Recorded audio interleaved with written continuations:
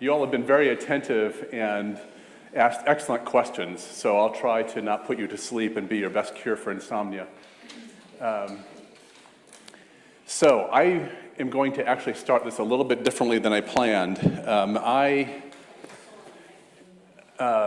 going to skip a few of the slides and tell you about an experience that I had when I was in Brazil that really started this, helped me take this research in a very different direction.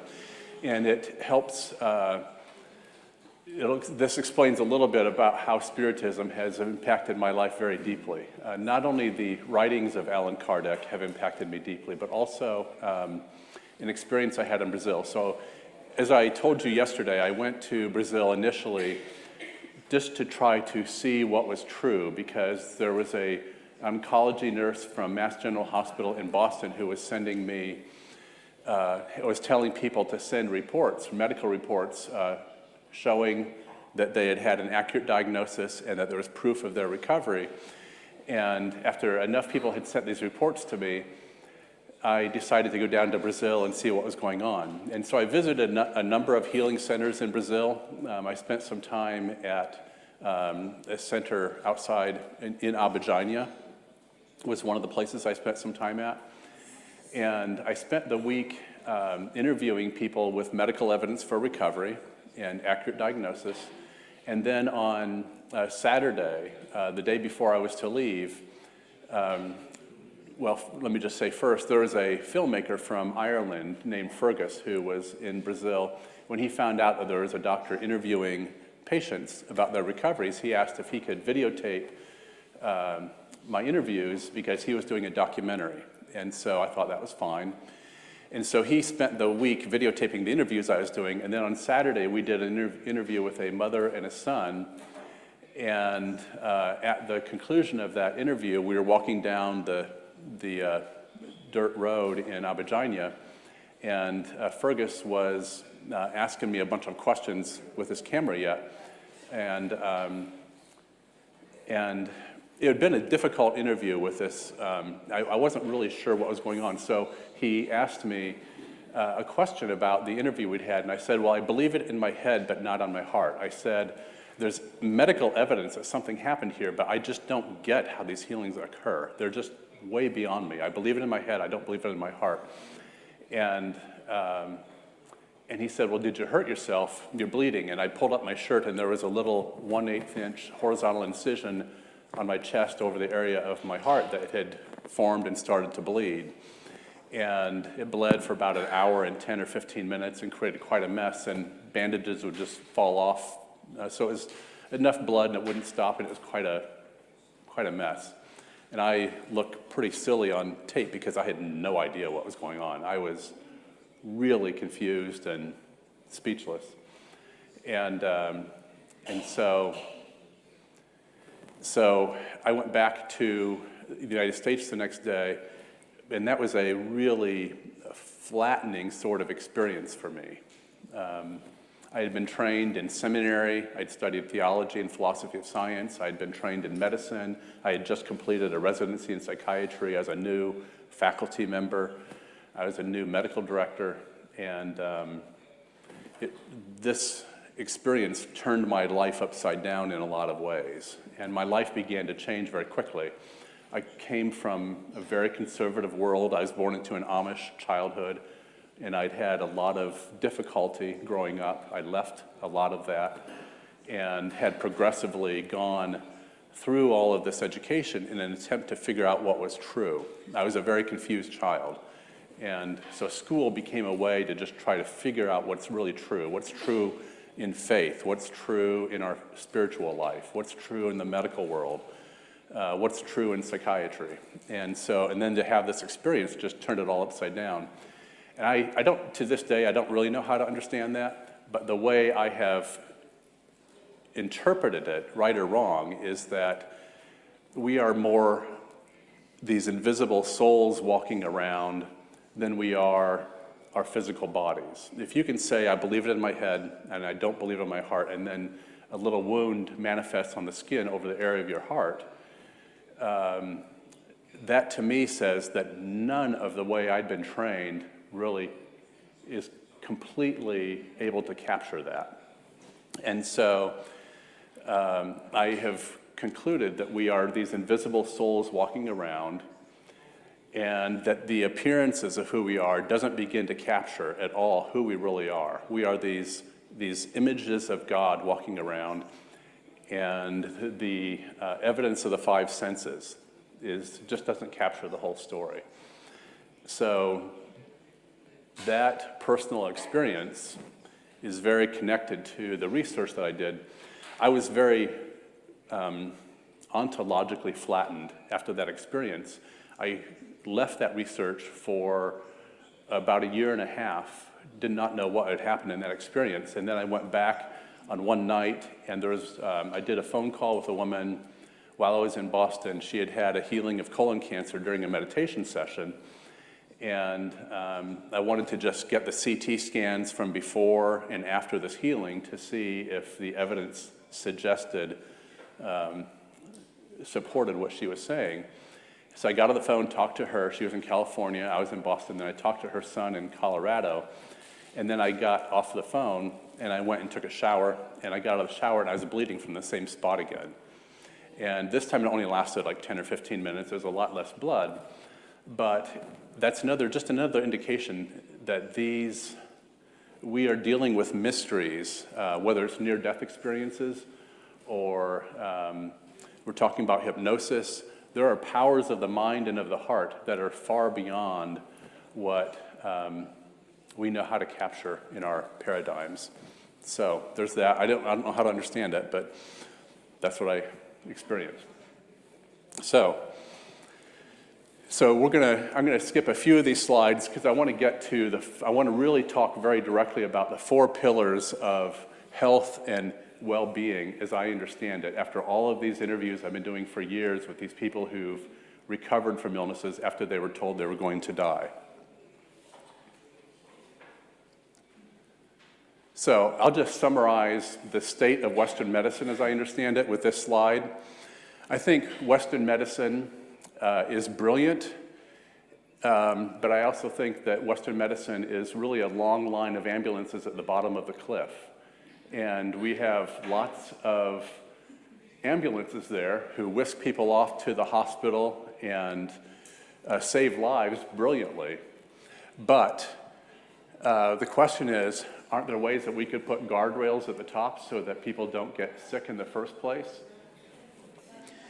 We don't have guardrails very much. I think that we are now opening a new era in medicine where we're going to start studying what those guardrails are.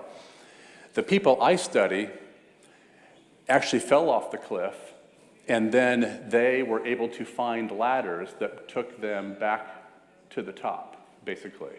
And I think that if we can, they're the heroes of self-care. They're the heroes of well-being. They're the heroes of health and well-being. So I think it's helpful to study them, but I think we need guardrails at the top. What's fascinating to me is the same things that create guardrails at the top are the same things that these people did when they constructed their ladders. They just did them more intensely than most of us do. So I think that's one way to understand it. So Western medicine is brilliant, but we can be even more brilliant if we also have guardrails. So let's move ahead a few slides here.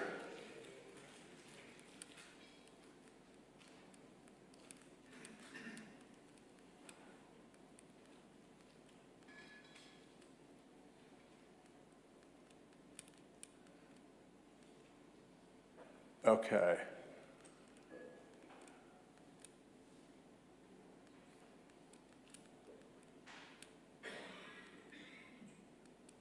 So what these slides are basically saying are some things that we talked about yesterday about how there's this whole movement in culture at a subconscious and a conscious level away from deficit-based ways of understanding the human being, whether it's in religion or psychology or medicine, and moving towards a much more positive understanding of the human person. So let's start here a little bit. We talked about this yesterday a little bit, where Western medicine has been very helpful to a point, but it still tends to focus too much on disease instead of what heals people. We cultivate, and what we need is a model that cultivates what's right, good, and possible within the individual. We have spent a lot of time focusing on discrete disease states, but we too often neglect the deeper roots of many illnesses and the opportunities that illnesses represent. I'm fine with medication use, but I think we overuse medications. We don't use them sensitively enough. We use them as our only tool, and if the only tool you have is a hammer, they're going to treat everything like a nail. And I think we need to realize that diseases often represent an opportunity to get to change our relationship with ourselves. Every single person that I've studied with these amazing recoveries has said that they're so grateful for the illness in retrospect because it's so fundamentally changed their relationship with themselves. It's so fundamentally changed their experience of themselves in the world around them. So, I have this background in seminary and in medicine, and over time, I began to realize that we're really talking about some very different worldviews here.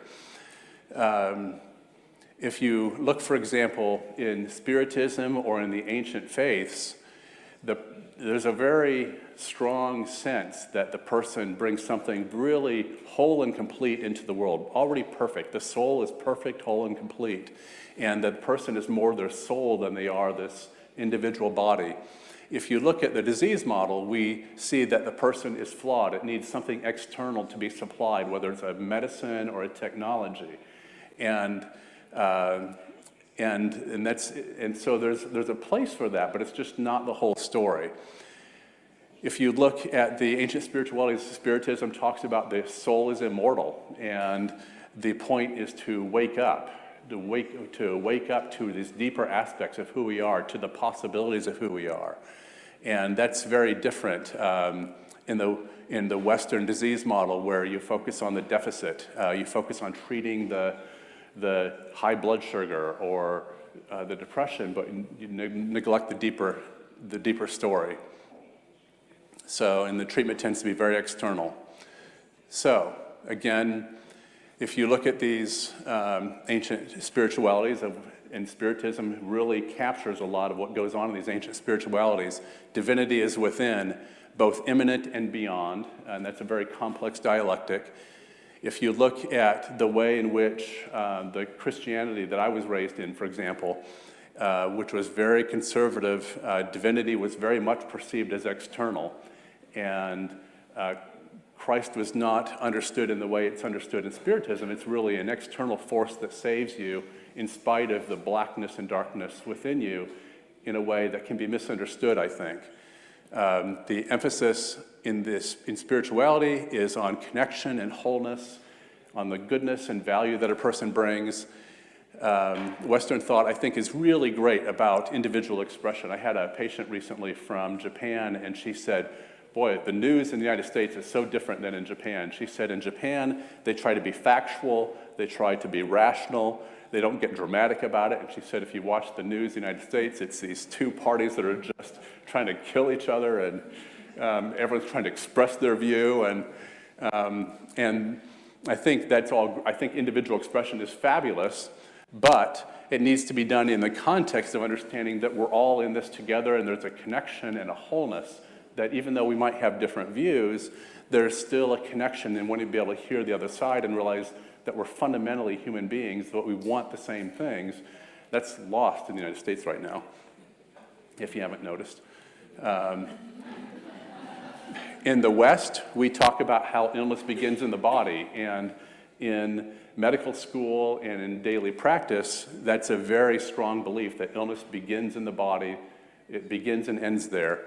And in Spiritism, in spirituality, illness begins in the soul, and so the illness can be viewed as a message for what is the message that my soul needs me to learn, or what is it that I'm really trying to learn here with this illness? What's the opportunity here? So, whole is greater than the sum of the parts. It's so important to recognize and remember that, and things can become very contentious and fall apart if the emphasis is only on the parts, only on one part of the human being and the individual. So, To summarize this a little bit, the ancient spiritualities, there's an underlying perfection in the soul. In the West, I think there's been a mistake when original sin is made the primary reality instead of emphasizing that every individual is the image of God. If original sin is primary, that's a very deficit-based view. And I think things are starting to shift in the world around that. Ancient spirituality, the soul is immortal. Spiritism captures that really well. Western thought emphasizes this life and this life alone. The immediacy of that is good, but it needs to have the context of the larger view. The soul is indestructible in spirituality. In Western thought, you only have the body, and the body is very destructible. We know that. For spirituality, the body is just a temporary envelope. Ancient spirituality, power with others, and rather than power over others. In Spiritism and in ancient spirituality, you really start to realize that the invisible world is primary, and that is the primary world, and the visible world is at some level an expression of that, but it's not the whole story. And of course, in Western thought, visible world is primary, and so these different worldviews take you in really different directions, and it's just important, I think, to be aware of the deeper constructs and beliefs in them. So, again, the evolution of culture it's fabulous. The history is really going someplace. And so over time, we see a growing emphasis upon the underlying goodness and value of each individual human being. And so you see the rise of all of these things that are slowly coming out of the closet and allowing more respect for each individual human being, no matter what that is. The rise of democracy, the rise of human rights and self-help, the movement towards strength-based approaches. All of this, I think you can see, was talked about in Jeremiah 31 in the Old Testament. All of this was talked about, this covenant with the divine, where people would eventually not pay for the sins of their fathers. They could take responsibility for their own self, and each individual will be valued as important. So the future is about increasing reliance and trust in each individual's capacities for self-knowledge and self-determination. There's a lot of implications for that. Doctors become coaches rather than the experts over your life and body. A doctor who spends 15 minutes with you just cannot know the larger story of what your life is. And it's important that you begin to see your life as a journey, that we all see our lives as a journey for increasing self-knowledge, and to see our body as a clue for what it is that the deeper soul is trying to understand. The future of that means that in the future we will be less dependent on experts, hospitals, and labs, and more focused on the individual's needs and aspirations. I sometimes say, a little bit tongue-in-cheek, that in 5 years you'll get better health care in a remote village in India than you do in the United States, because the experts at Harvard and Stanford are still alive. So, I live in a world where there's a lot of very intense kind of empires have been built on a particular view of the world, and those views of the world are preventing the younger people who understand some of this, millennials, for example, who really want to take more responsibility for their health, who are interested in nutrition and that sort of thing, and we need to support that.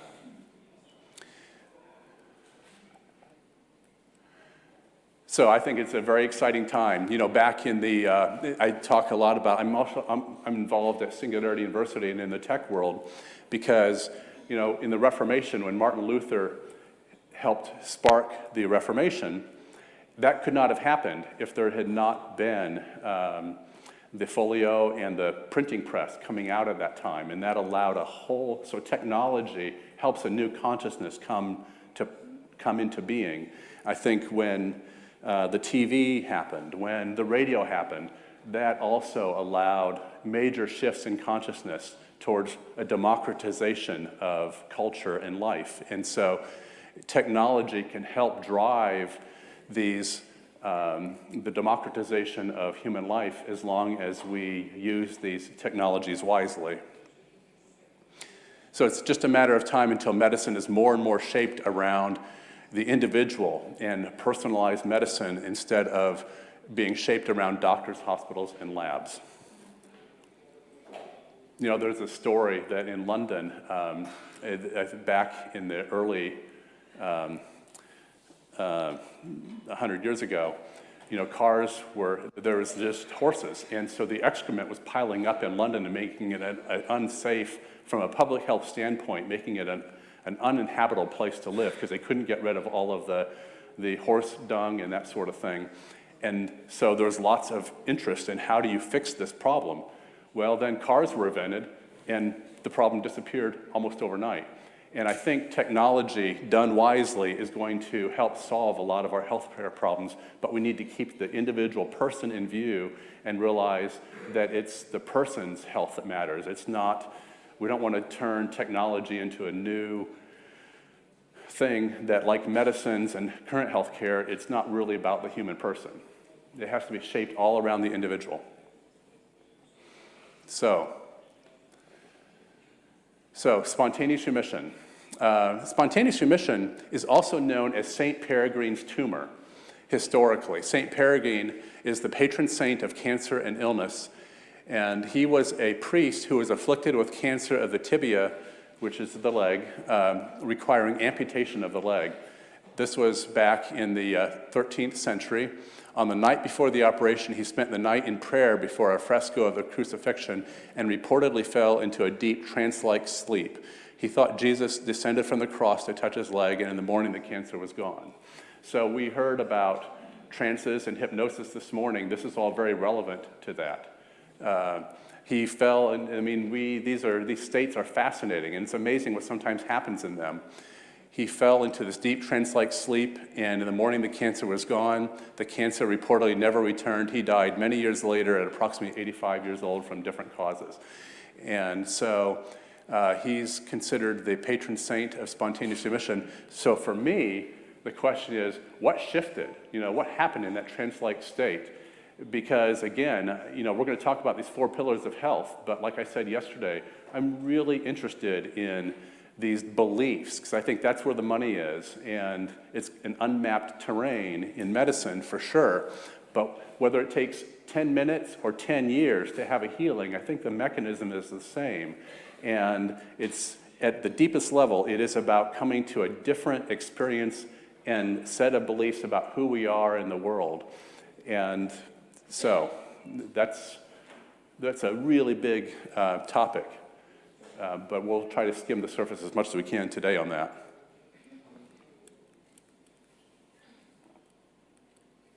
So there's lots of stories. Some of these, I tell a lot of these stories in my book, actually. And I should say the book is going to be available in Portuguese and French and in a bunch of other languages. So if you get interested, you don't have to try to struggle with the English. So let's talk about the 4 pillars of recovery. From my perspective, and this is again, we need to study these people because I'm sure that other people studying them will also have their own insights, but these are amazing stories and they're much more commonly occurring in our culture than we realize, because these are stories without a voice. These people have nowhere to go with their stories. Doctors don't want to hear it, usually. It's fascinating to me that of all the people I've talked to, no one has ever had a doctor who got really interested in what happened. Usually, if they don't get irritated and dismissive, the best that they'll do is they'll say, well, whatever you're doing is working. Just whatever you're doing is working, so keep doing it. But they never get curious about what in the world is going on here. So I think that's fascinating. Jill Bolt Taylor, who has one of the most watched TED Talks of all time, because she was at McLean Hospital where I work. She was a 36-year-old neuroscientist who had a stroke. And then she had a full recovery from her stroke, and she's got a fascinating story. A neuroscientist recovers from a stroke and then had the first TED Talk that went viral. She's been regarded by Time magazine as one of the most important people in the world, and Oprah has been working on doing a movie on her life, and she's got all of this stuff. She said, when she's been a mentor for me on my book project, and she said, when we first met, she said, I've been waiting for you for 22 years. She said, in 22 years, not a single doctor has ever asked how I had a full recovery from my stroke. And I just thought, isn't that just amazing? So we got to change that. So there's these 4 areas I think are really important for most of us. And I think nutrition is a really big topic. We'll talk a little bit about that. And then you have to heal your relationship with the immune system. That's also a really big topic.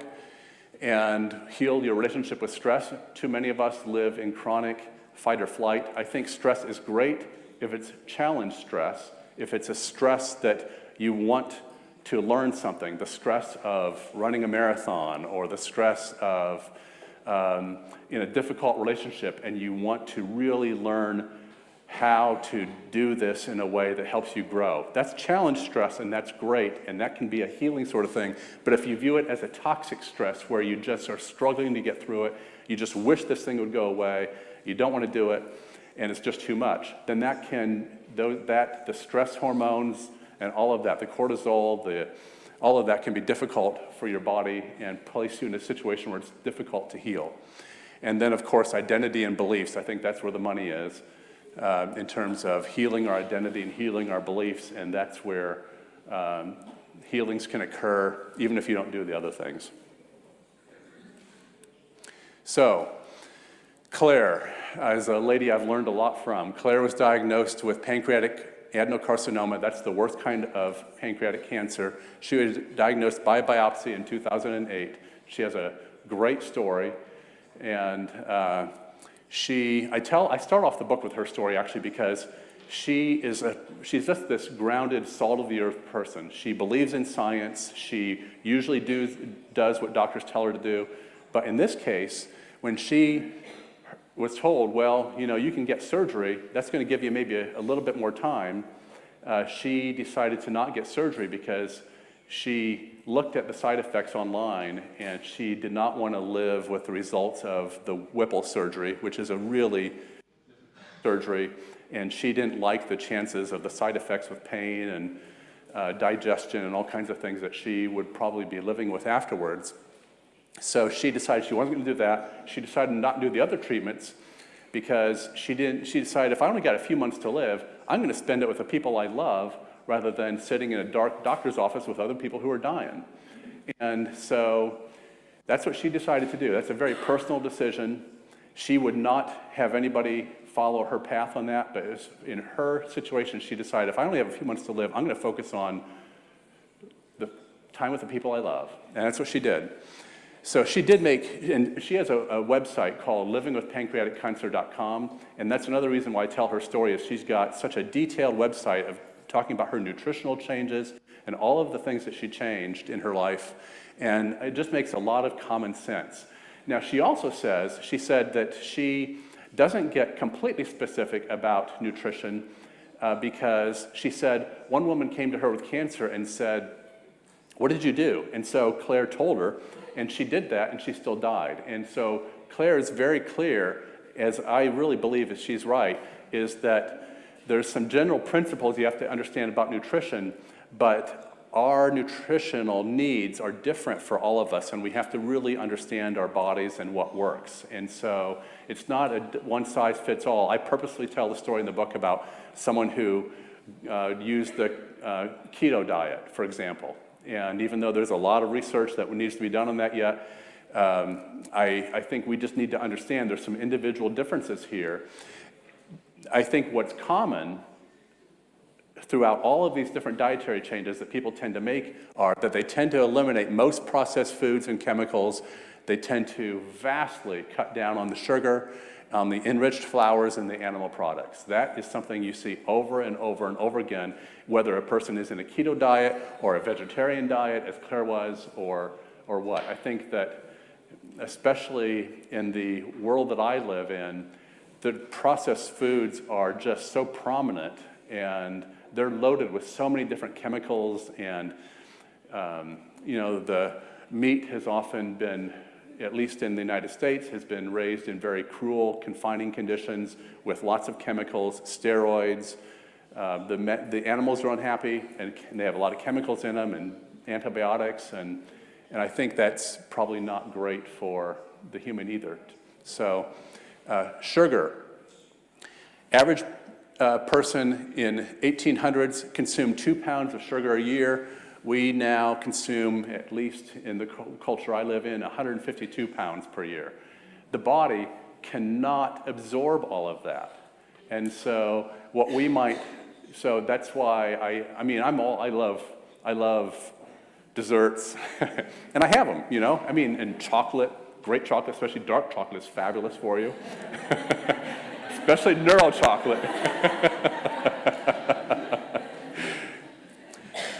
But we also have to realize that many of the processed foods are loaded with sugar, and I enjoy a great dessert, but it's not the main thing I'm eating these days, you know, and I had to dramatically change. It's actually a difficult transition for me because I didn't realize I was addicted to all of this stuff, and it was very difficult for me to make that transition.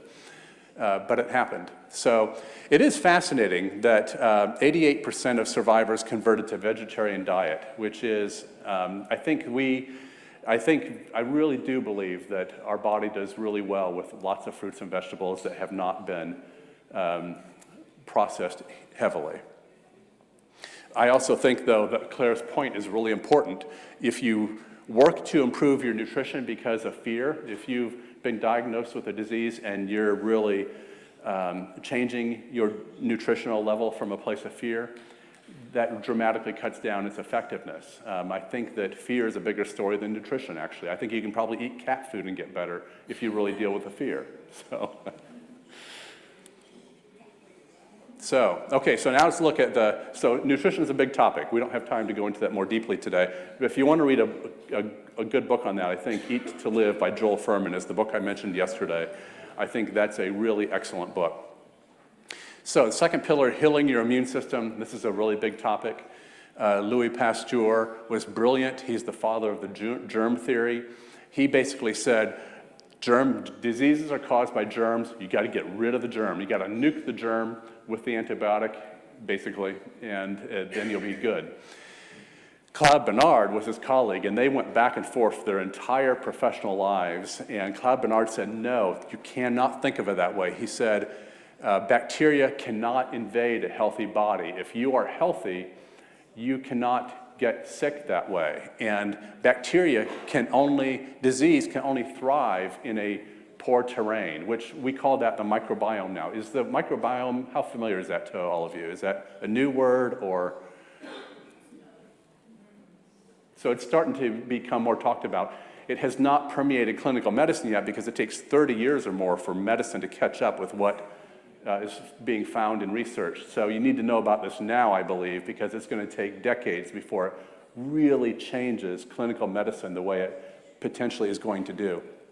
So Claude Bernard said, you know, if you got a pile of trash in the middle of the road or a pile of excrement, is it better to just keep waving the flies away or better to remove the trash?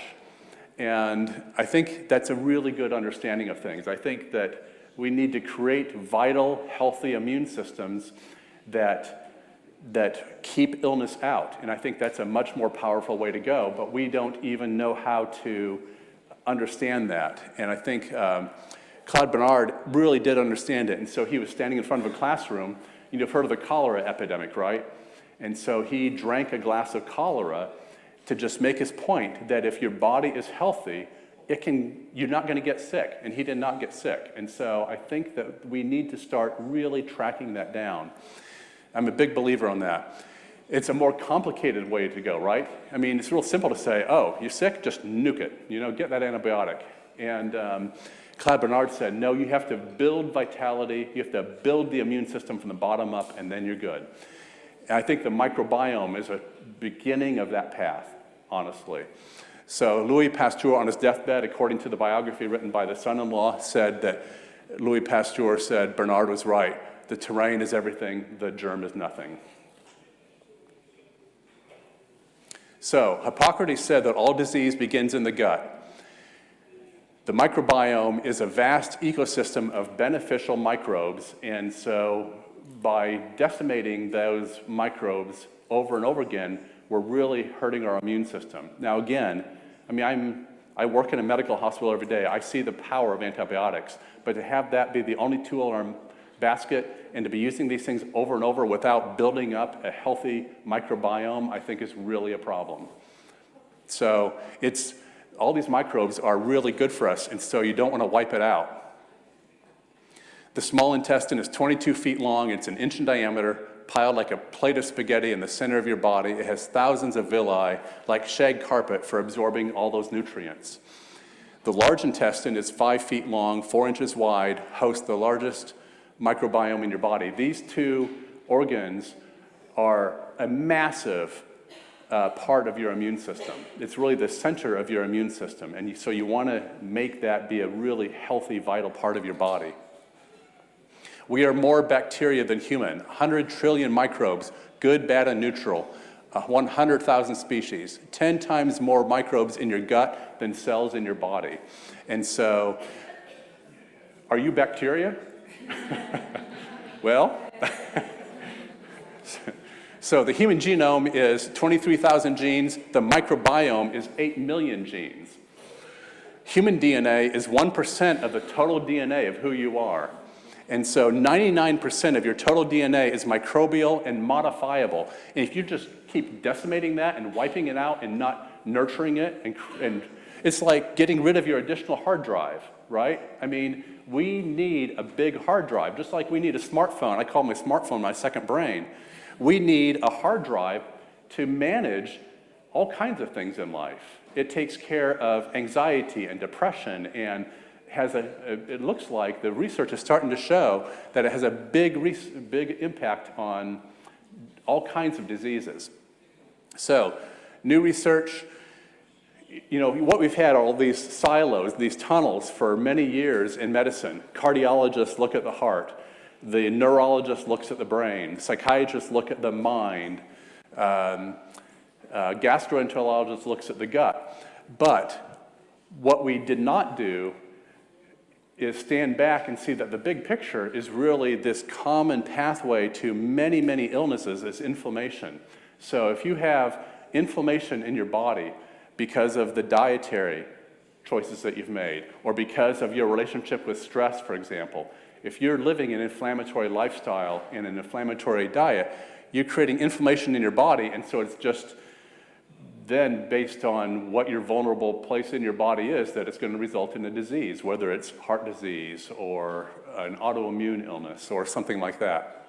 So illnesses, I believe, are the smoke. Inflammation is the fire. So treat the cause, get rid of the inflammation. So I think that's important. Anti-inflammatory foods in relationship with stress. So this is a sensitive system. The epithelial lining of the gut is 1 cell layer thick. That's thinner than an eyelash. It's the barrier between the inside of the gut and the rest of the body. And so if you're just dumping all of these chemicals and processed foods and your relationship with stress into your gut and into your body, it's a sensitive system. So it needs to be treated with care. When inflamed, it cannot do its job properly. And there's still a lot of research to be done, but the early research is showing that there's a lot of illnesses that can be influenced and even prevented or changed very much with by addressing the microbiome and the issues around inflammation of the gut. And there's good books on this stuff I can refer you to if you're interested. There's a good book that just came out called Heal Autoimmune. And that's a good book as well. So we'll see how much the research over the years really is able to unpack around this, but it's a very different way of thinking and has a lot of promise.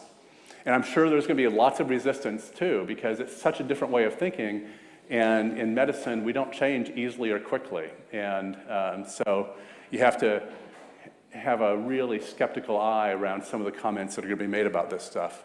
But you want to, build a real evidence base that really understands the issues. So, stress is starting to be talked about in medicine, in clinical medicine. I think the population, many people are ahead of where I think many of the medical treaters or doctors are with this in terms of not really dealing with stress. Working in the medical hospital, part of my job as a psychiatrist, I just walk in and ask, so I usually start with, okay, so have you had much stress lately? And people it's a cathartic thing. There's so much stress going on in people's lives, and we don't even talk about it in medicine because it's not even usually asked, because Visitors are thought to be under so much pressure to just figure out what the real symptom is and treat the symptom. And stress is driving so much of what's going on. There was a woman not too long ago who came into the emergency room with chest pain. And so she was evaluated cardiologically to see whether she was having a heart attack and decided she wasn't. And so when I talked to her, I decided that she was having a panic attack and asked her if she had much stress lately. Well, it turns out she was 64 years old. Her husband, she broke down into tears, and she said her husband had just left the day before. She had been with him since age 15. She had never known another man, and she had never dated anyone else, and he announced the day before that he was moving to Florida with somebody else. And she was devastated. She was absolutely unprepared emotionally and psychologically to be able to deal with that kind of devastating loss. So I told her, boy, you've got to deal with this, and tried to help her find some help for it. She was old school Catholic. She said, no, good, that's not what's going on here. And then she was back in the emergency room a month later with chest pain, and this time she had atrial fibrillation. Can I prove that there's a connection, a causal connection between what the loss that she had and the atrial fibrillation? No, I cannot prove that, but I've seen this stuff happen over and over and over again. I know that what goes on in the mind can have a deep and profound impact on the body. So, again, 80% of hospitalizations and most office visits are related to stress, and so those of us in medicine, we need to be asking what's going on in your lives, not just the symptoms. We've got to ask what's really going on, because people are experiencing a lot of stress, and that's very relevant. Have you ever heard of the Adverse Childhood Experiences Scale? Is that something you've heard of? You can look that up if you're interested. That's another one of these things that should change medicine and probably will, but you don't want to, you'll probably be dead before it does. If you look up the ACEs, Adverse Childhood Experiences Scale, you can just type that into Google, and it's a great, has a lot of implications for changing medicine. What happened was there was a doctor in California, in San Diego, a few decades ago, and he was running a preventive medicine clinic, and he was helping people change their nutrition and then watching all of this weight drop off. And then he couldn't figure out why these people would lose all this weight and then leave the clinic and regain all the weight. He couldn't figure out what was going on because they were making all this progress. And then he made a mistake, actually. He was interviewing a young woman, and he meant to ask her, how old were you when you started having sex? But instead, he asked you, how much did you weigh when you started having sex? And she began to cry, and she said, 60 pounds. And he was shocked. He was, what? And then he realized he'd asked the wrong question. And then she told him that she had been sexually abused as a child, and she helped him understand that for her, weight was an insulation against having contact or connection in a world that felt very frightening and unsafe to her. And she said, basically, invisible is what I need to be. And he began to realize, and he did a big research study and began to understand that the stresses from childhood have a massive predictive value for the medical problems that a person will then later have as an adult. And so that is a really important study. It's a really well done study that's just not talked about enough in medicine, and it has a lot of relevance for the heart disease and the diabetes and all of these things that create inflammation in the body that down the road eventuates in disease. It has the ACEs study, it takes about 1 minute to take. It's a 10-question thing, and you can take it online, and those 10 questions are very suggestive for helping you begin to think what your vulnerabilities are, and you can read more about it online. There's a lot of information that's starting to develop around it. It's the early stages of really beginning to understand the ways in which trauma and stress in childhood can impact the adult body. So again, there's been parasympathetic states that's been talked a lot about this weekend, and the importance of getting out of fight or flight and into a more anti-inflammatory state, the relaxation response. Those kinds of things are really important. So, now the fourth pillar. This is the thing that I understand least, but I need to understand most. This is what I'm going to be putting a lot of my future research into trying to understand. I believe that we are all a complex compilation of true and false, conscious and unconscious beliefs that we've acquired in the course of our lives from parents, from the ways in which we interpret the experiences that we've had, from the ways we interpret things on the playground, from the way we interpret things with peers and colleagues at work and in our families. And these beliefs are usually a complex collection of beliefs that are both true and false. And they are both conscious and unconscious. And they have a profound impact on our health and our well-being and our success in life, I believe. I believe that when we give our brains, our bodies, and our lives mixed messages, it just makes sense we're going to get mixed results. And it means that we're kind of fighting a war with ourselves, whether we know it or not. And I think dealing with those seems to be the core of what happens in these remarkable healings that I see when they so fundamentally change their beliefs about themselves and the world. So I believe a power lies within all of us that's waiting to be awakened. We all are much more than we realize. Every person here, every person in the world brings something unique, unrepeatable, and magnificent into the world that no one else can bring. This is true for all of us. It's the most important truth to come to terms with in our lives. And this is not just an abstraction. We can say that we believe this, and that's just an abstraction, but to believe it in a way that we experience it and integrate it into our lives, that's where the money is, I believe. That's what changes everything. That's what changes the entire trajectory of a health pathway. We still train ourselves and our children to see disability and disease where we could choose instead to see an opportunity to become someone. Healing is not about getting what we want. Healing is a healing of identity. It's about becoming our authentic self. I cannot tell you how many people have said to me that they're so grateful for the illness. They had to die to an old understanding of who they were. They had to learn to say no in relationships. They had to learn to, I'm telling you, if you can't say no, your body will eventually say no for you. If you are a caretaker and you're taking care of everyone else and you're doing what you think everyone else needs, but you are not feeding the core, the authentic core of who you are, what your dreams and aspirations are, and even if you think it's selfish, it's not. You've got to feed the core of who you are and not just be taking care of the needs or the perceived needs of everyone else, because it's that dialectic that is at the core of disease and healing, I believe.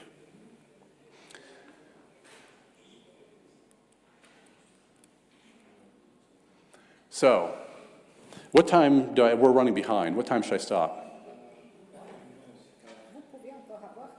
Okay. Oh, 15, okay. So one of the great misunderstandings of modern times, I believe, is that our circumstances define who we become. That's not true. A higher truth is that it's not events or circumstances who define who we become. It's our interpretation of them. That's where the money is, I believe. What distinguishes human beings from animals? Our capacity to choose our beliefs, to choose the meaning that we attach to events. That's, I think, the biggest difference between animals and human beings is we can choose our beliefs and we can choose the meaning that we attach to events.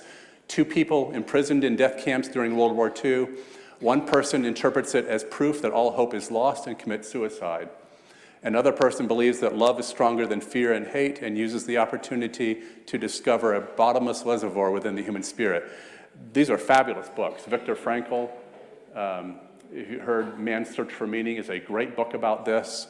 Louis Zamperini has a great story about this in the book Unbroken by Lauren Hillenbrand. It was turned into a movie, but the movie actually did not capture this, but the book is brilliant.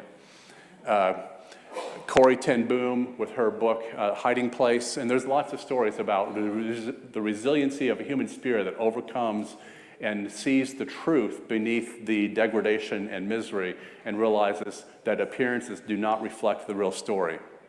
There's a story about, a famous story, a shoe salesman went to Africa and came back and said, nobody wears shoes, it's hopeless, there's no business we can do there. Another shoe salesman went to Africa and came back saying, no one wears shoes. we can sell lots of shoes there. So perception is really a big deal. So I believe that healing our beliefs requires three things changing. We can choose our perception. A lot of times we don't realize the power we have to change our perception. And I'm not talking about positive thinking here. Positive thinking is not going to carry you very far. I believe in addressing our fears and in non-fear-based thinking, because I think fear is what really gets us. But I'm not trying to say that it's about positive thinking. It has to go a lot. If you are trying to think positive, but underneath all of that you have all of these fears that you have not dealt with and developed a capacity for courage, all the positive thinking in the world is not going to help. It's just not. And it's just going to make you into a more of a fake person and more vulnerable to illness, frankly. It has to be real. And also our interpretation of what happens to us is a really big deal, and then the action that we take. It can't not just be the problem I've had for years. I'm a professor and I do all this intellectual stuff, and I've learned that you have to integrate it into your life. It has to be working in the real world. What do you guys, you ever seen this before? What do you see? Can someone tell me what you see? Okay, so is this, what do you say? So you see a lady, so say more. What's that? Do you see two ladies there? Okay, you see the older lady and the young lady? Okay, 2 minutes? Oh, two ladies. Okay, great.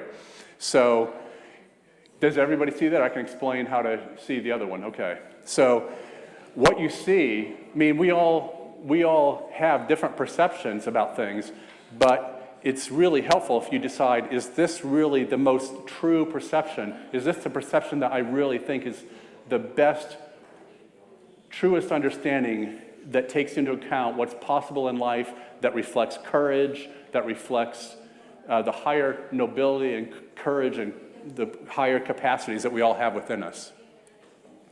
So it's a step forward that abuse is coming out of the closet, but it's a misunderstanding that abuse can really fundamentally hurt us at the level of the soul. We have a victim-based culture. I really think it's fabulous that things are coming out of the closet, but let's don't create a victim-based culture. Let's help people realize the abuse is never really about us. We don't have to be defined by that.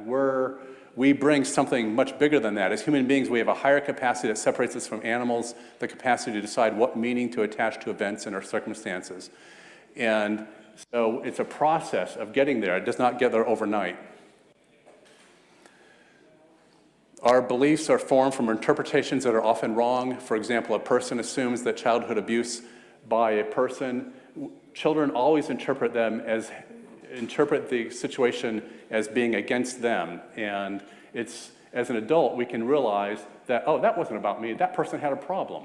And we can begin to reevaluate the interpretation that we made.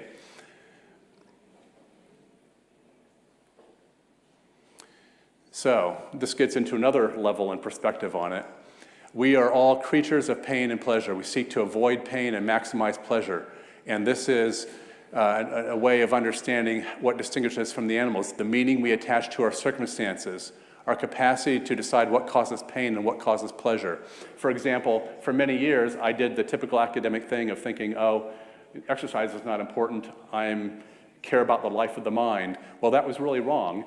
And now I'm an avid runner, and I care about nutrition and all that kind of stuff. And I have learned to attach, instead of, my mantra really was, exercise less and work more. That was not a good approach. And so now, instead of attaching pain to exercise, now I gain great pleasure from feeling good, feeling strong, feeling able to take care of things. And so I've attached pleasure to something very different, to something more abstract and long-term, rather than just the short-term pain of actually getting out and running. So if you want changes to last, you have to consciously change your relationship with pain and pleasure. You need to consciously attach massive amounts of pleasure to new actions and attach pain to destructive actions. If you realize what the unhealthy habit is, and you can attach pain to that by looking at pictures of what happens to people who keep smoking or drinking, for example. Or, look at things that show where that unhealthy habit goes, so you can begin attaching pleasure to healthier things and to pain to the unhealthier things. We saw some of this, for example, with Emily Bowler. Yesterday we told the story. She had been through a lot. She'd been through a lot of trauma as a child. She'd been through the suicide of a son who had the deadly combination of diabetes with bipolar disorder, and he went on a massive binge with all these processed foods and went into DKA. It wasn't recognized by the medical establishment. He was manic at the time, and the DKA was helping feed the delirium that he was in, and he ended up committing suicide in the middle of all of that. And so she dealt with a lot of trauma and difficulty, but she changed her relationship in a massive way with pain and pleasure. She began to attach pleasure to feeling healthy, to getting rid of the toxic thoughts and the toxic foods that she had been putting into her body, and attaching pleasure to feeling healthy and to treating herself with compassion instead of judgment and the despair that's associated with that. Same thing with June. June was a young, active woman. She had all this physical pain from the ankylosing spondylitis. She went on pain medication for a while, and that actually helped her initially. It helped her just calm down and take a breath and not have this devastating pain. But then she also began to realize that the pain medications were insulating her from having an ability to listen to her body. And so she went into yoga, got off the pain medicines again, and began to really pay attention to the pain, push through the pain in order to get into these poses. And frankly, at one level, I suspect that the yoga poses were probably cracking some of the calcifications that were forming in her body, because the pain during the yoga was very intense for her. But she really wanted to be a mother and a wife and have a vital, healthy life, and so she was willing to go through the short-term pain in order to capture the bigger reward for her, which was the family and life that she wanted, and for her it really paid off, obviously. So, long-term deep beliefs create the difference between happiness and unhappiness, health and disease, Gandhi and Hitler, feeling purpose and feeling lost, and feeling that you have value versus that you are defective. Our biggest challenges are our biggest opportunities. We are not defined by our circumstances. We are defined by our interpretation of those circumstances and by what we do with them. We are all made of the same substance, no more and no less than anyone else. Awakening the power within us begins by filling our lives with true and empowering beliefs and eliminating false beliefs. So there's exercises that we could do on that if we had more time. I think that if you're interested in this, what you can do is take a piece of paper and write down 2 columns. On one column, you can write true and empowering beliefs, and on the other column, you can write false and disempowering beliefs. I think it also helps perhaps to put at the top of the paper, I am the image of God in the world. And then write down all the beliefs that come to mind for you in both of those 2 columns, and then take the most prominent beliefs in both of those columns and begin figuring out how to strengthen the true beliefs and get rid of the disempowering and false beliefs.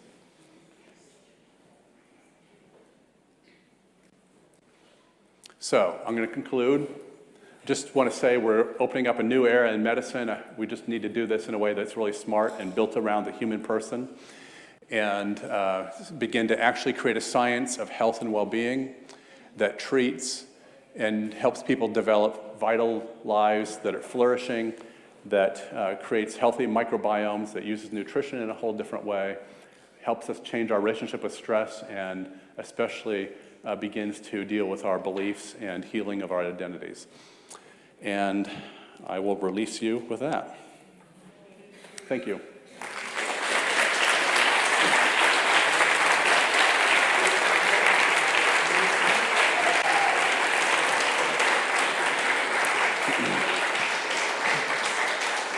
Thank you very much, Dr. Rediger. It's an honor for us as well to be here with you. And just like yesterday, je veux demander la présence des orateurs qui ont parlé aujourd'hui aussi hier. Dr. Rubin, Dr. Drysdale, vous pouvez descendre. Come join us. And on va commencer la session de questions et réponses. Peut-être je passe le microphone. Je te laisse avec le microphone et je continue. Je continue. Parce que...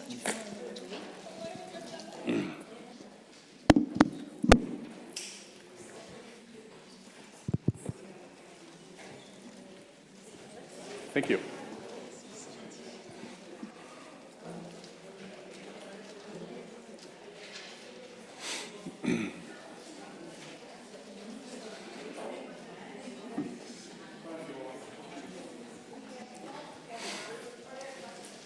Alors, j'imagine que vous avez déjà des questions en tête. Vous pouvez lever la main, voilà. Et dire aussi à qui vous voulez adresser la question. Merci. Bonjour. Alors, c'est une question pour tous les conférenciers. It's a question for each speaker. Qu'est-ce que vous pensez qu'il faudrait qu'on fasse mieux pour accélérer ce changement de paradigme d'une médecine matérialiste vers la médecine spiritualiste et pour, par exemple, remplir cette salle quand on fait ce genre d'événement?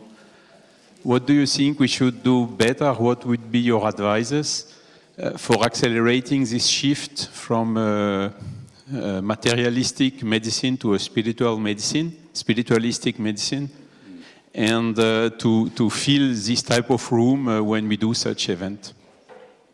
Such a question for all of you. Question très relevante. So, who would like to answer first? You? Eu creio que a mudança parte a partir do conhecimento. E dentro da parte que me cabe, como presidente de uma associação médico-espírita, os périplos na Europa têm sido muito importantes para levar a medicina espiritual ao conhecimento das criaturas. Então, acho que esse é o grande caminho. O caminho através do conhecimento, levando os ensinamentos, como aqui aconteceu nesse congresso, trazendo as noções, cada um com suas características, com seus conhecimentos, com seus estudos. Vamos sair daqui, obviamente, ampliados em conhecimento. Então, as associações médico-espíritas, e no Brasil hoje temos em torno de 70 profissionais da área de saúde, e eu não me esqueço jamais das palavras do grande médico, Dr. Adolfo Bezerra de Menezes, que é o patrono de todas as AMEs, associações médico-espíritas. Ele nos disse, certa vez, que a porta de entrada do conhecimento espiritual seria através de Portugal. E realmente começou a acontecer isso. Está havendo essa difusão, essa ampliação de conhecimento, como está tendo aqui na Suíça. Estive agora recentemente na França. Eu acho que esse é o grande projeto. Projeto que vai crescer naturalmente e aliado à ciência, pois é a ciência que vai alavancar todo este processo e vai haver as naturais mudanças e seus respectivos paradigmas. Eu acho que é esse o caminho. Thank you. Thanks. So perhaps I should give you also the opportunity to add to this answer. Can you repeat what the question was? It was about? It's a question about what we should do to make this, raise the awareness to this new era of medicine, so that in the future when we create such a symposium like this, we have a really crowded room full of people interested in doing it. Yeah. So what we should do, what is it that we perhaps should be doing better? I think that all of us need to take responsibility for our health and well-being and focus on that. Were you going to say something? Yeah. Go ahead. Go ahead.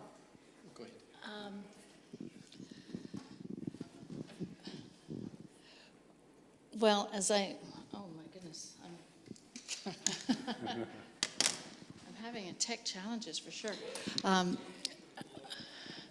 Well, I think just every day kind of encouraging, speaking about, as I mentioned in my talk, by including the term spiritual in our dialogue, just gradually raising the awareness, using some of the techniques from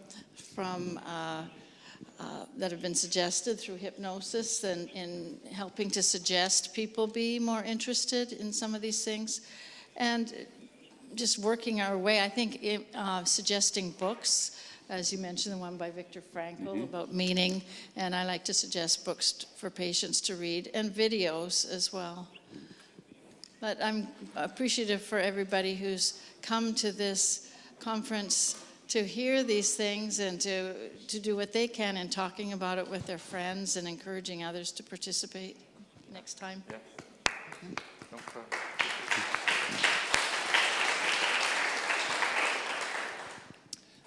Yeah, I find it a very interesting and very important question.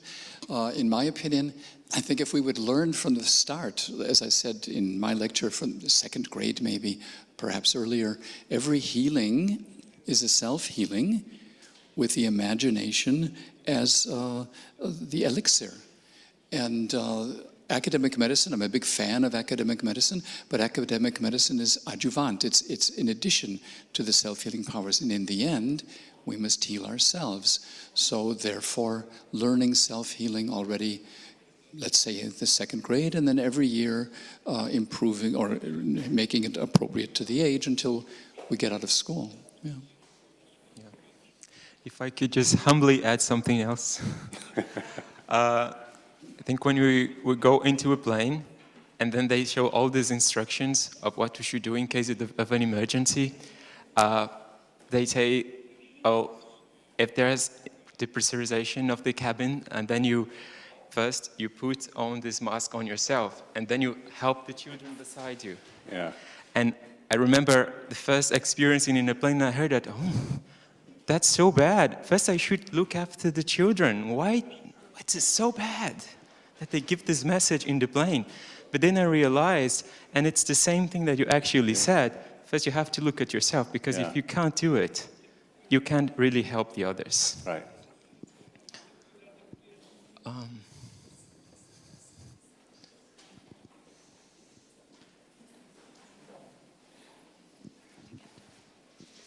Okay, thank you very much for your presentation. I would like to know if in your research you understand any sort of connection between traditional medicine or traditional knowledge and this new era of medicine. Because, yeah, I recently finished a research about the knowledge of traditional midwives, and was really interesting to see how they understand the women body and health and this whole health perspective in a more deeper way than Western medicine. Não sei se eu falo português. It's for all of you who feel you can answer. I have the microphone, so maybe I'll just say, I don't know, the work we do in immunology, taking the placebo effect serious, the transcultural views, what we were saying, the multimedia, seeing what other cultures do, your own work, just being more aware that there's more to what's going on.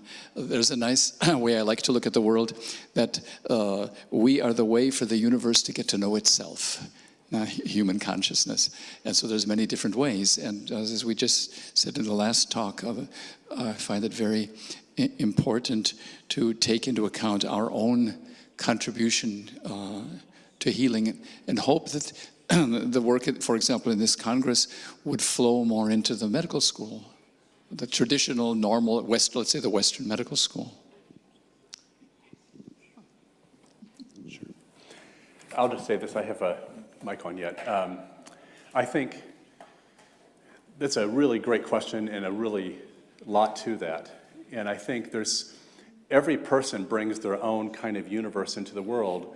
And in medicine, we are often taught to exclude the individual story of the patient in order to penetrate through to the underlying signs and symptoms of disease. And that focus on disease instead of on the person takes us in a really different path. And every person has such a unique path. And so if you sit down and actually ask the person what their story is, what do they think this illness is about, or what is the stress in their lives, you get the story of an individual human being, and it takes you in a really different direction in terms of things. And that is a new direction that we need to foster. And it takes us into, because most research studies have been done on, a lot of times on young white college students, for example, that may or may not be at all relevant to what life is for the average person in their real life.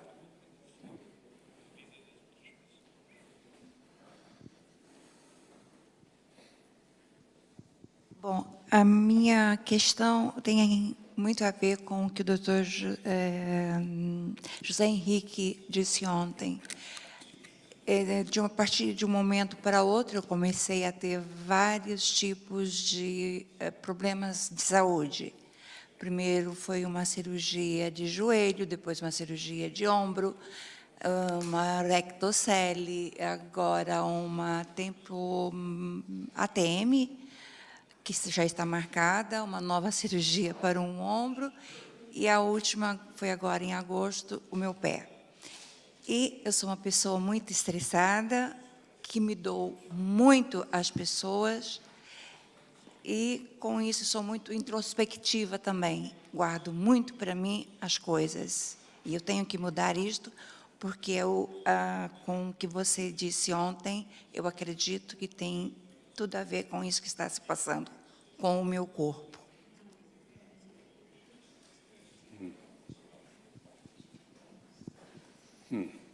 Eu agradeço o seu lembrete e saber que, de alguma forma, nós estamos aqui contribuindo para esse entendimento, essa compreensão.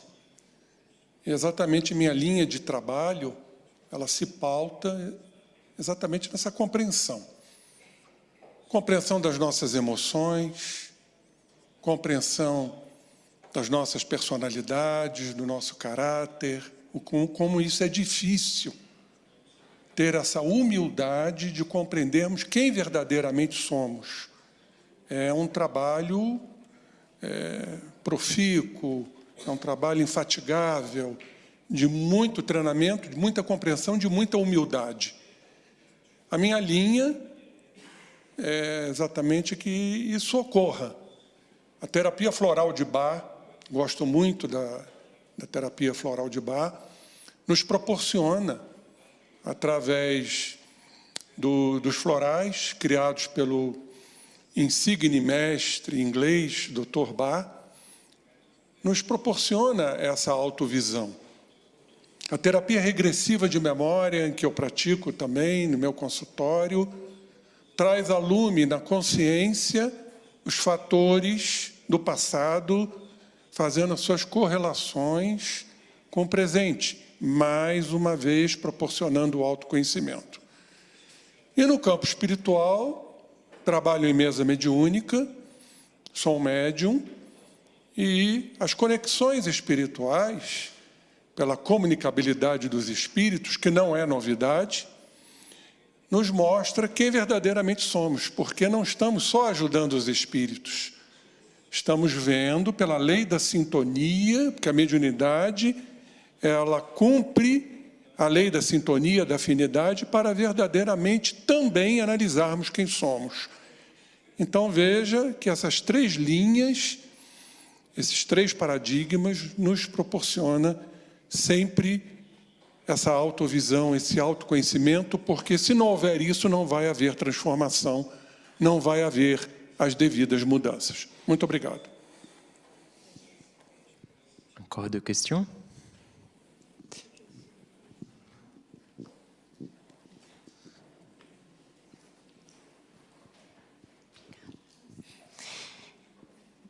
Eu gostaria de agradecer muito a cada um de vocês pela palestra e pela presença tão genuína. Eu acho que isso é, eu diria, 100% da cura, é a pessoa estar presente genuinamente, expressando quem ela é. E vocês virem aqui e expressarem genuinamente quem vocês são, com tanta empatia, dividir o conhecimento que vocês dividiram com tanta humanidade, carinho e respeito, é inspirador e é um empurrão para o processo de cura. Então, eu teria muitas perguntas para fazer. Eu vou voltar para casa com muito mais questões do que respostas, isso é muito bom. Mas eu gostaria mesmo era de agradecer, porque isso é brilhante, a gente vê a história de cada um de vocês e como vocês mudaram a forma de enxergar a vida, vindo de uma determinada formação e passando por cada etapa da vida e usando isso a seu favor em autoconhecimento. Então, isso assim me toca profundamente, eu tenho certeza que toca muito os nossos colegas, amigos aqui presentes, e eu acho que this is the gold, o autoconhecimento. So, thank you so much, and all the best for you all. Thank you.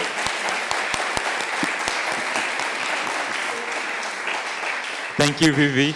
I think she really phrased it in the best way, all this gratitude that we all feel for you. Thank you very much. For all of you too.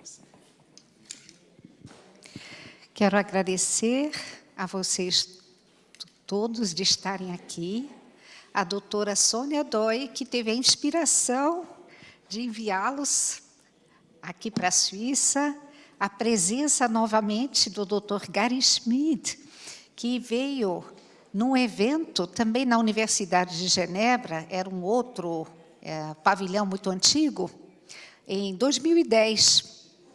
E essa comunhão nos faz muito bem. Eu agradeço muitíssimo a vinda de vocês e, sem querer fazer concorrência ao Gary Schmidt, uma produção lá da minha cidade.